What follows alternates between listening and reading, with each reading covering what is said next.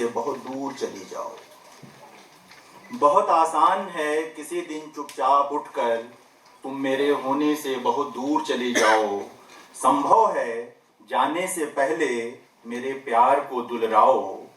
यह भी संभव है कि चौखट से तुम्हारे पांव टकरा जाएं और गिर पड़े स्मृतियों की गठरी। यह भी संभव है कि चौखट से तुम्हारे पांव टकरा जाएं और गिर पड़े स्मृतियों की गठरी। चौखट के सिरहाने छिटकी बिखरी स्मृतियां बटोरो न बटोरो, चलती जाएंगी वे तुम्हारे तलुओं से सटी लिपटी। तुम्हारी यात्रा में साथ होंगे स्मृतियां तुम्हारी थकावट बांटती हुई।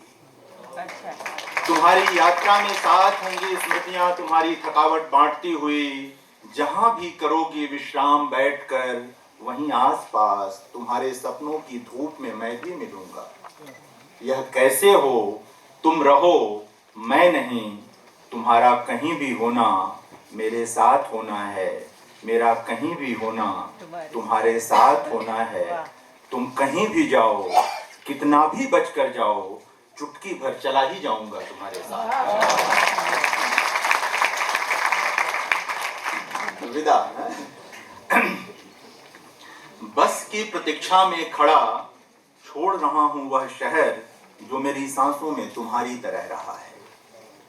बस की प्रतीक्षा में खड़ा छोड़ रहा हूं वह शहर जो मेरी सांसों में तुम्हारी तरह रहा है। जब तुम नहीं फिर शहर कहां, कौन पहचानेगा मुझे तुम्हारी नजर लेकर। इतने वर्ष शहर में नहीं तुम्हारी आंख में रहा हूं मैं। इतने वर्ष शहर में नहीं तुम्हारी आंख में रहा हूं मैं। जब तुम नहीं फिर मैं कहां। रुकना। समय रुकता तो पोखर का पानी हो जाता, तुम रुकती तो जीवन आकाश हो जाता। समय रुकता तो पोखर का पानी हो जाता, तुम रुकती तो जीवन आकाश हो जाता। हम दोनों साथ होते तो जीवन का छोर नहीं सिर्फ ओर दिखता। तो जीवन का छोर नहीं सिर्फ ओर दिखता। लोग थक जाते ताकते ताकते, सिर्फ खुशियों का जलधि विशाल दिखता। हंसी का उजास दिखता, पर न समय रुका न तुम, बस मैं ही रुका रहा स्मृतियों के घाट पर अंजुरी में जल संभाले। कविता का शीर्षक है पुतलियां पृथ्वी का सबसे पुराना एल्बम है। जो दाग है वह हमेशा दाग रहेगा, यह सोचना ईश्वर बनने की कोशिश करना है। आज जो रंग है वह किसी क्षण किसी दिन बदल सकता है दाग में। आज जो रंग है वह किसी दिन किसी क्षण बदल सकता है दाग में। आदमी की तरह समय भी बदलता है करवट, उसके एक करवट रंग है एक करवट दाग। उसके एक करवट रंग है एक करवट दाग। वह सबसे बड़ा जादूगर है सृष्टि का, उसके पास सबके लिए सुरक्षित है चुटकी भर रंग चुटकी भर दाग। वह पलक झपकते रंग को दाग में और दाग को रंग में बदल देता है। घर का मौसम घर का राग। बालकनी में बैठे बैठे वह निहारता है गुलमोहर के ललछौं फूलों को और सोचता है जिंदगी के बारे में। क्या जिंदगी हमेशा रह सकती है गुलमोहर के कमनीय ललछौं फूलों जैसी, या कभी कभी उससे अलग, बिल्कुल अलग भी होना चाहिए उसे। जिंदगी कोई गिलास तो है नहीं जिससे पानी पिए जाओ कोई फर्क नहीं पड़ेगा। उस गिलास से तय नहीं हो सकता पानी का स्वाद। हाँ, गिलास बदलने से कुछ पल के लिए बदल सकता है आकर्षण पानी का। लेकिन कोई बता सकता है क्या जिंदगी का स्वाद है? क्या कोई विरला सक्षम के संपूर्ण अर्थ में सक्षम। क्षण क्षण बदलती है जिंदगी, क्षण क्षण बदलता है स्वाद। गौर से देखिए गुलमोहर के उस फूल को, पिछले क्षण वह बिल्कुल ऐसा ही नहीं था।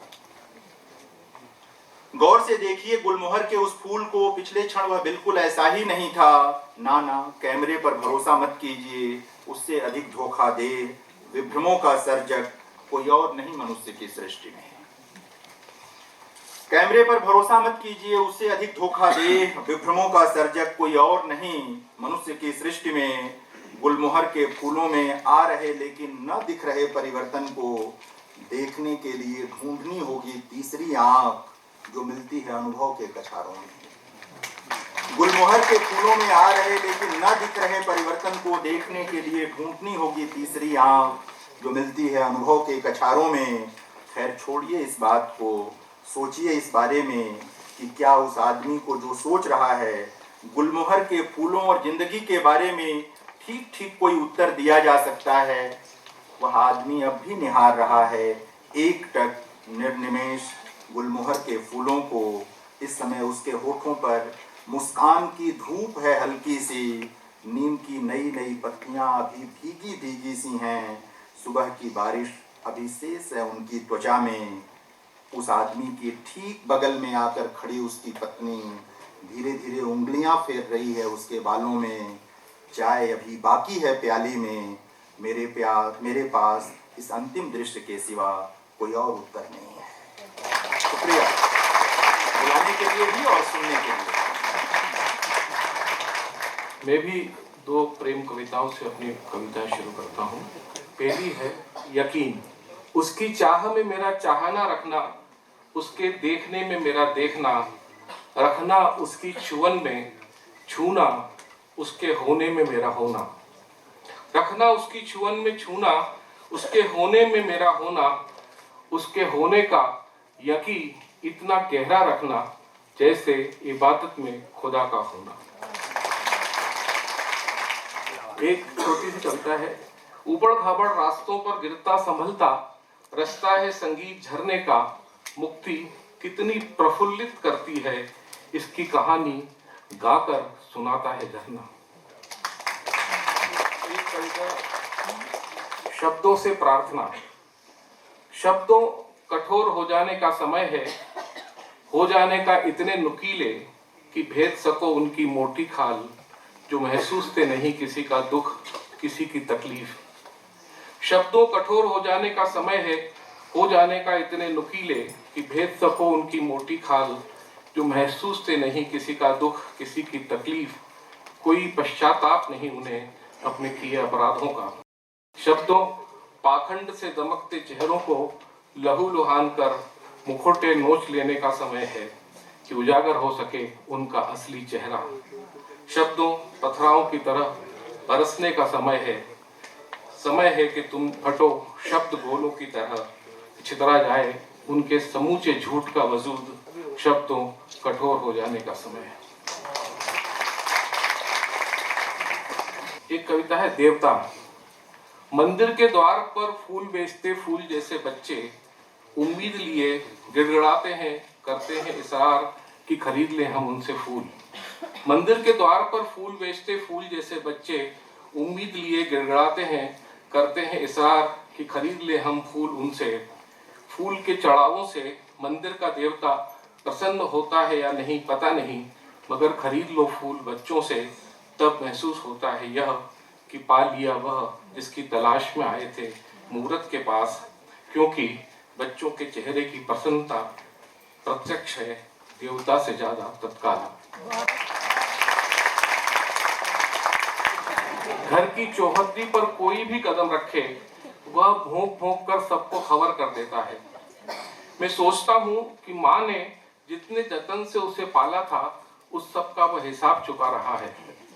उसके इस ईमानदारी पर मुझे बड़ी चिंता है। मैं बेरोजगार इतना बड़ा हो गया हूँ, फिर भी घर को क्या देता हूँ। अनचाही मुसीबतें, ढेर ढेर परेशानियाँ और नित नई मांगे। मैं बेरोजगार इतना बड़ा हो गया हूँ, फिर भी घर को क्या देता हूँ। अनचाही मुसीबतें, ढेर ढेर परेशानियाँ और नित नई मांगे। पिता के कदमों को जितनी आत्मीयता से वह चाट लेता है, मैं तो छू भी नहीं पाता, और वे भी उस गूंगे से कितना बतियाते हैं। पिता के कदमों को जितनी आत्मीयता से वह चाट लेता है, मैं तो छू भी नहीं पाता, और वे भी उस गूंगे से कितना बतियाते हैं। और मुझसे सिर्फ बातें होती हैं औपचारिक। बहन जितनी आत्मीयता से उसे दूध रोटी चूर कर देती है, मुझे उसे खाना परोसने में उतनी ही कंटाली आती है। बहन जितनी आत्मीयता से उसे दूध रोटी चूर कर देती है, मुझे उसे खाना परोसने में उतनी ही कंटाली आती है। घर में निरंतर बढ़ते जा रहे उसके सम्मान और अपने अपमान का दोष किसे दूं, उसकी जात को या अपनी जात को।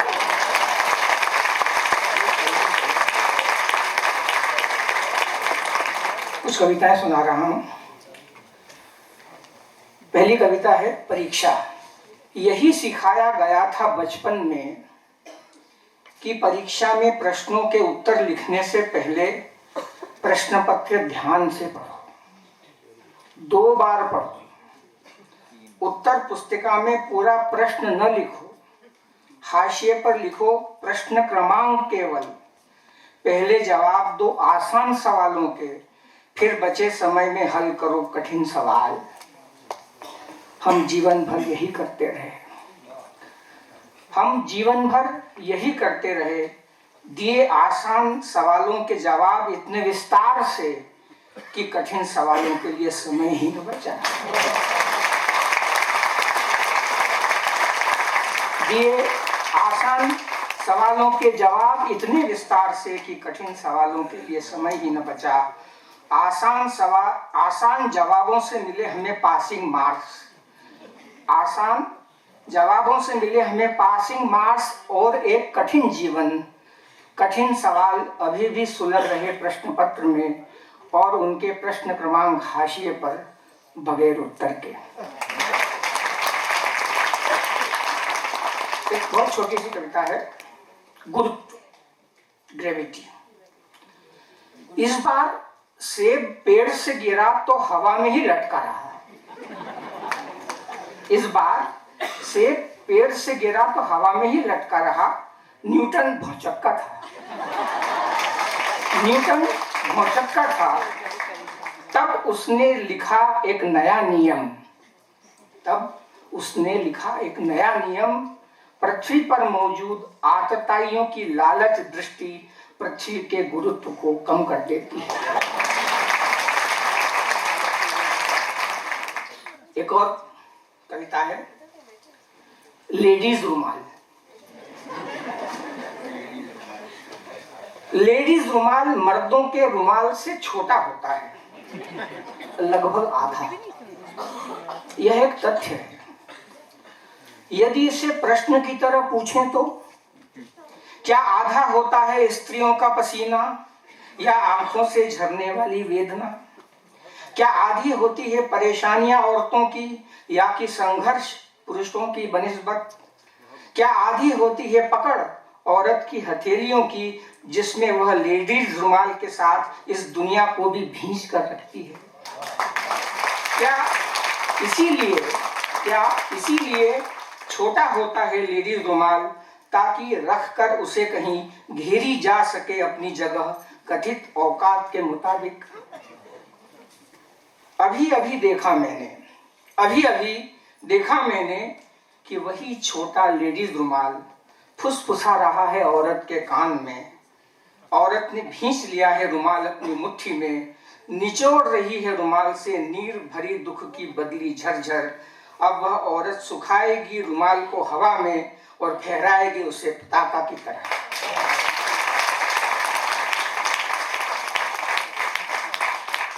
एक कविता, हम सब जानते हैं कि हरसूद एक ऐसा शहर हुआ करता था। नर्मदा पर एक बांध बनता है और वो पूरा शहर डूब जाता है। कविता है, डूबते हरसूद पर पिकनिक। जब तक जिंदा था भले ही उपेक्षित रहा हो, जब तक जिंदा था भले ही उपेक्षित रहा हो, मगर इन दिनों चर्चा और आकर्षण का केंद्र है हरसूद। जुट रही तमाशबीनों की भीड़, कैसा लगेगा यह शहर जलमग्न होकर। हरसूद एक नाव नहीं थी जिसमें छेद कर दिया गया हो, जीता जागता शहर था जिसकी एक एक ईंट को तोड़ा उन्हीं हाथों ने जिन्होंने बनाया था कभी पाई पाई जोड़कर। फैला है 1000 मेगावाट का अंधेरा जलराशि का एक बेशर्म कफन बनकर, जिसके नीचे दबी हुई है सिसकारियां और स्वप्न, किलकारियां, लोरियां, ढोलक की थाप, थिरकती पच्चाप, नोक झोंक, मान मनव्वल। यह कैसा दौर है, यह कैसा दौर है कि तलाशा जाता है एक मृत सभ्यता को खोद खोद कर मोहनजोदड़ो, हड़प्पा और भीमबेटका में, और एक जीवित सभ्यता, और एक जीवित सभ्यता देखते ही देखते, एक जीवित सभ्यता देखते ही देखते अतल गहराइयों में डुबा दी जाती है। आप कभी गए हों या न गए हों, फिलहाल आप सभी आमंत्रित हैं देखने को एक समूचा शहर डूबते हुए, सुनने को एक चीत्कार जल से झांकते शिखर और मीनारों की। अभी आप ठहरें कुछ दिन और, फिर नर्मदा में नौका विहार करते समय बताएगा खेवैया, बाबूजी इस वक्त जहाँ चल रही है अपनी नाव, उसके नीचे कभी एक शहर बसता था, हरसूद।